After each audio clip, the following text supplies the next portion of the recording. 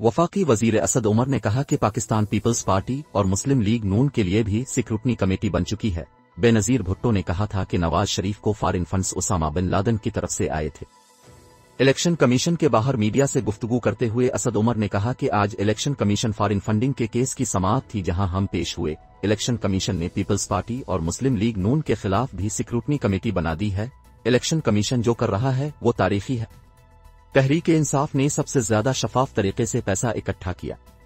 Dubai में overseas पाकिस्तानियों को वोटिंग का हक मिलने के बारे इजहार करने के लिए एक तकरीब का एहतमाम। दूसरी जानिब शाहज़द अकबर ने कहा कि नवाज शरीफ बरतानिया में सेहत की बुनियाद पर ही रह रहे हैं।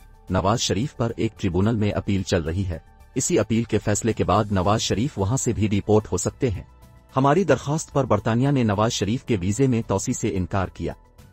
उन्होंने कहा कि पंडोरा पेपर्स पर माजी में हमने कमीशन बनाए। पंडोरा पेपर्स का task prime minister inspection team को दिया गया है। मजीद अहम खबरें, कौमी